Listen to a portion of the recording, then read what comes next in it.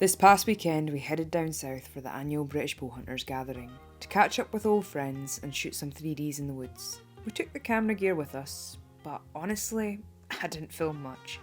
I was too busy having a good time. But from the odds and ends that we did film, I've salvaged a wee video to offer a tiny little insight into what the British bowhunting community is all about.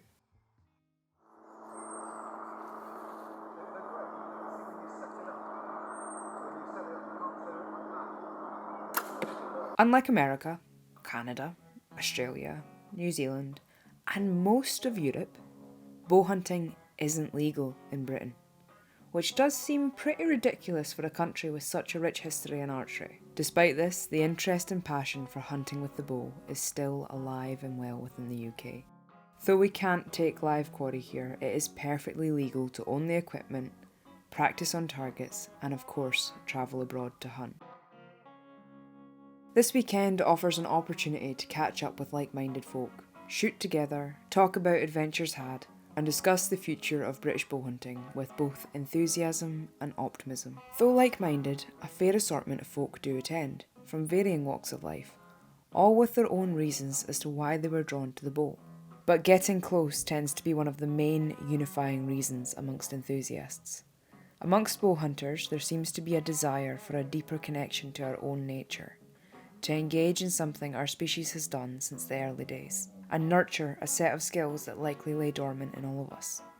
I could ramble on for ages about the human, mental, spiritual and social aspects of hunting, in all its forms, but I'll wish the now and try and stay on topic. My personal reason that I got into bow hunting was I've always been into shooting and fishing since I was a kid. I've shot all the deer species in the UK, most of the bird species in the UK. But when we were kids, we used to mess around with catapults and bows and arrows and all of that kind of stuff like you did. And one night when I was, probably, 25, 30, I was playing on eBay as you do, and I came across a second-hand compound bow. And I remember when we were kids, we had a Cabela's catalogue, and it had all the bows in from America, and it had stories about people hunting bears and deer and things with these bows. And I don't know, we'd be like 10, 12 years old, and we were absolutely amazed by this bow and arrows and all these guys hunting these crazy animals. So it's always been a kind of a thing that I fancy to go at. But anyway, so I bought this bow off eBay and watched some videos and learned how to shoot it in my back garden. Bought some arrows and all that kind of good stuff. And through doing that, it kind of led me on to finding that there was actually archery, competition type archery with these 3D targets going on all over the country every weekend. So I joined a local club, learned how to do everything properly, bought better gear. Then my kids got into it.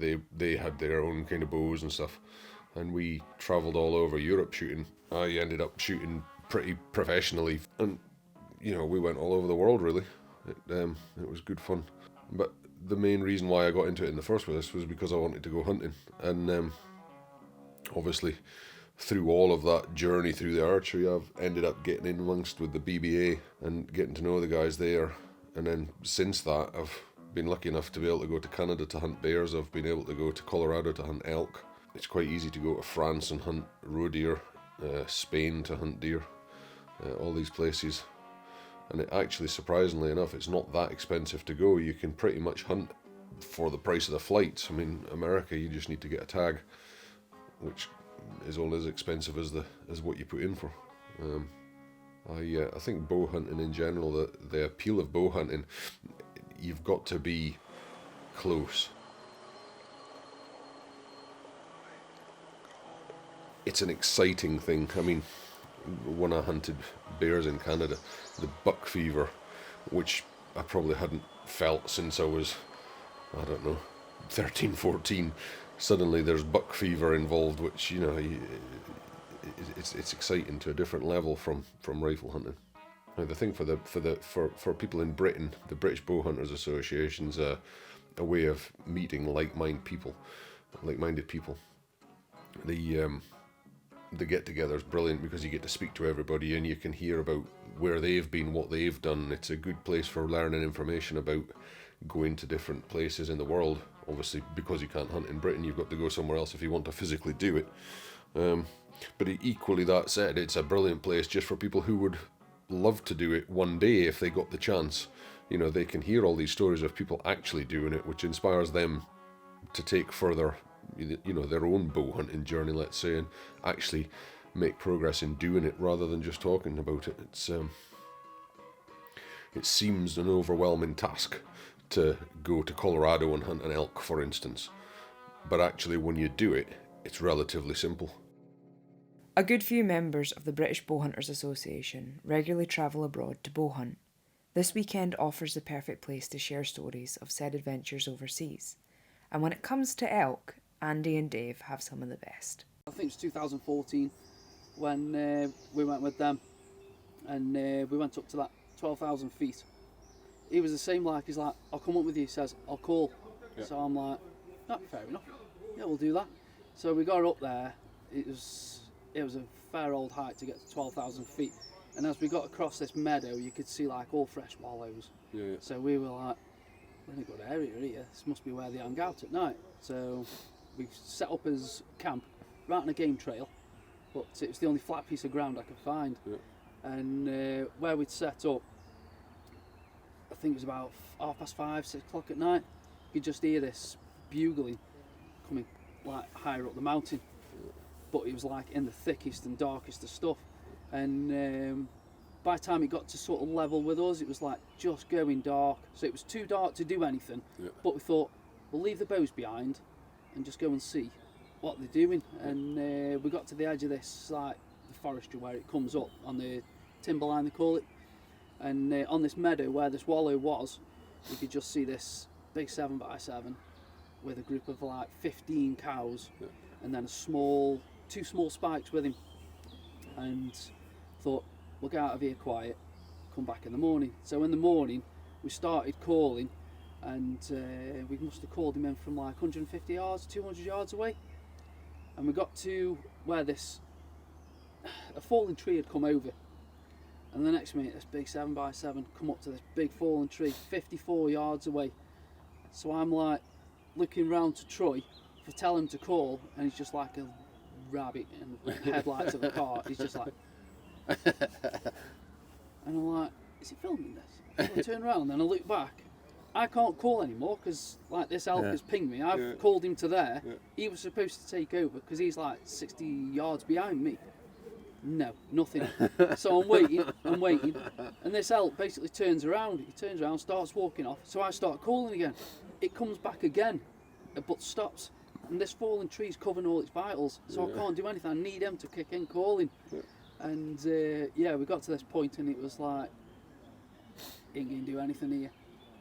Elk walks off again, so I'll let it walk off this time. I thought we'll take it later on, or so the following day. I goes up to Troy and I'm like, what happened? He was like, it's fucking huge, mate. It's fucking huge. I was like, why didn't you call? It does get you like that the first time you see him, doesn't it? And you hear him. Don't tell me you didn't film me. He was like, I couldn't do anything, mate. I couldn't do anything. So he didn't film me. He didn't take photographs. He didn't call or nothing. He just froze. I was like, oh no. But yeah, the following day we did it all again. We could hear it coming, but it wouldn't come over the brow of this hill. So we basically at this point we dropped his camp. We got everything on his back, and we went up to the top of this hill, which we thought they were just over the other side of. Got towards the top of it, wind's coming in his face all the time. Got to the top of this hill, we're just starting to peek over the top. Wind turned, felt it on the back of my neck, and all you could hear was hooves running. Galloping. Like, no. So I run to the top of this brow, look down, the 7x7's at full chat. I got the bugle out, just screamed a bugle at it, and it was like you see in the cartoons. It slapped all its feet dead like that, slid to a halt, turned round, bugled at me as if to say, up yours, mate, and gone. Yeah. Like, oh God. That situation we were in 2013 when we were walking down that trail, and we busted a herd of elk on the left, and they all started galloping off like loads of hoof prints, weren't there? And all the cows were mewing, and a bull bugled down there to his cows to come on, let's get going. But there was an unknown to us, another group up on the right, 200 yards away. Heard this, heard the other elk, obviously not knowing what spooked them, wanting to come in and join that group, try and pinch some cows off that other one. So this bull came bugling in, didn't he? And he came from here to that bush, from here to that long grass there. Yeah, it was about like 7, 8 yards away. When I say bush, it's the Christmas trees, isn't it? And we couldn't see his. You could just see his legs and his brisket, and he was just stood in that bush, wasn't he? Yeah, just glunking like a. Have you ever heard glunking before? No. It's amazing. It's some sort of sexy talk, isn't it? Between them? Yeah. It's like when they're super hyper wound up, and like, and just ready for some. It's a special message to the cows, isn't it? It is, yeah. You're mine, baby. I'm ready. Yeah. I hope you are. And we were just sat the other side of this bush, all curled up in a ball, weren't we? Just, please don't come thundering through, because it was ready for chew on us. Yeah. Oh, it was a fantastic place, but unfortunately it was the day before hunting season. It was, yeah. So we were like, we can't even do anything. We didn't have our bows with us, did we? Bow with us or anything. We just wanted to get out just there. to listen to it, to hearing like glunking right next to you like that. Never heard glunking before. I heard bugles, but not glunking. To hear it that close. Not last year, 22. Yeah. We were bang on the same level, weren't we? When we had them coming past us. Dawn. At midnight and dawn. Just before, just before it gets light. 25, 30 yards from the tent. Where we put the tent. You take the mick out of these us. deadfall trees, weren't they? It was just a patch of trees, nothing else around it. It was just a patch of trees and there's a load of deadfall. So we basically put our tents up. Perfect setup. This deadfall, and half past like 12 till 5 o'clock in the morning, we've just got this herd of elk feeding right next to us, like just glunking, bugling, mewing, cows mewing. I mean, when you actually get to hear it, then you hear yourself calling. You're like, pretty good actually. Yeah. Pretty accurate on the You just can't replicate the bass, can you? No. I never forget the first time we had an elk run into a setup. I never laid eyes on this elk, but he came really close in the thick stuff. And they bugled, and I swear to God, I could feel the vibration in my chest. Yeah. I mean, it's like, whoa. That night though, 25 yards away from us, like, because you could see the tree. The following day we measured it out, 25 yards from where we were camped. Yeah. They walked past and they didn't even know we were there. It was like... It's definitely an ambush point for next time, isn't it? Oh, it's a fantastic spot. And the tree line further up, yeah. Oh, it will be. Trees down, weren't they? Well, they've already cleared that area. Yeah. I think they're leaving the maples there for... Right. Not maples, what they call them? Aspens. Aspens. Yeah. But yeah, we got that. And then the following night, they came past us, because I thought, oh, they might come past us again. And it was about 5:30, 6 o'clock in the morning. Yeah. And we thought, if we can get up quiet enough, like, as soon as I heard them, I'm like running out. I've got my boxer shorts on, my t-shirt on. I'm sat next to this little pine tree, aren't I? The other side of this pine tree, like, where are they? I'm calling. And once that daylight starts, once that sun's coming up, they're just making their way back to the bedding. Yeah. And that is it. You will not turn them around. Can't catch them up. No. And they won't come back if you can't call them back. We went straight back, didn't we? Like, got us kitted up, and we could still see them in the distance, couldn't we? We got back, kitted up, backpacks on us backs, loaded with water, set off. We could not find where they'd gone. About 10,500 feet. And he says, before we got out the truck, he said, realistically, he says, what do you want from this hunting trip? I said, I want to see an elk, I want to hear a bugle, and I want to carry an elk out. I don't care whose elk it is. And he said, right, let's go, Dave. And we set off, and he put out a bit of a call, sounded nothing like an elk, but he got a response straight away. Some elk don't sound anything like an elk, do they? When it's like... But, so that was like, off the list of 3, that's the first one. So I've heard an elk now, so I'm buzzing. Yeah. I'm like, this is the best trip ever. So we're walking, steady as, next minute, bull elk jumps up in front of us. So we got into this elk jumps up in front, because we know we're getting close. And with that fixed on him, next minute, cow elk 8 yards in front of us, stands up. Will's like, don't move. I'm like, I'm stood still, I'm like, don't move. And he's like, get behind me and draw your bow. So I'm trying sort of get behind Will to mask myself from this cow elk 8 yards away.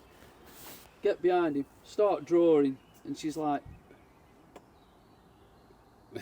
and she's looking for tiny little movements, and then this bull elk just like gone, Mini bark and off and we she go. just follows him straight away. She gets to him about 65 yards away, and then just goes straight up the mountain. But for me, that was it. I'm like, seen an elk. I've heard one. I've heard an elk. This is fantastic.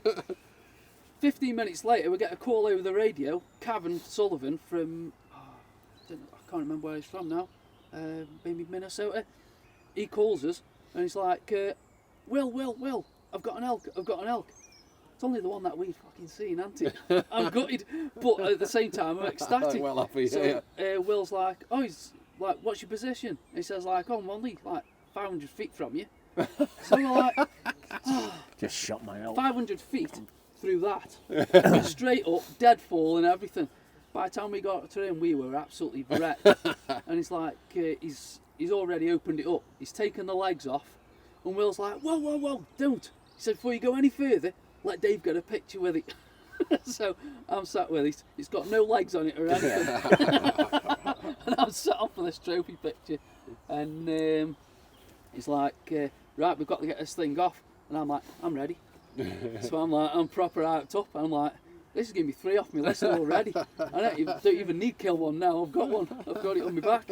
And 2 miles with the rear quarter of an elk on my shoulder felt like I'd just carried an elephant. Yeah. It was unbelievable. For 2 miles, I've never known pain like it. My shoulders were killing me.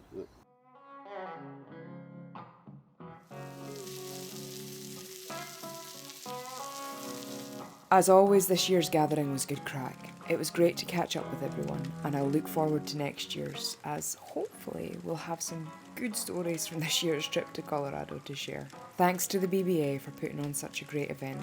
If you'd like to learn more about bow hunting, or the British Bowhunters Association, I've put links to resources in the description below.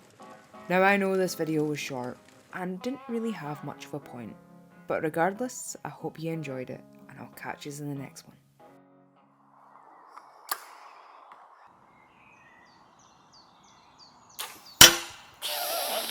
Fucking close.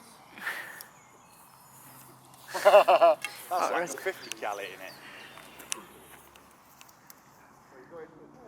Oh, he's on it. Good man, Rod. Come on. What are you going for? The little one or the bigger? Oh, that was close as well. That was very close. Expensive hobby, that. That was fucking close, that one.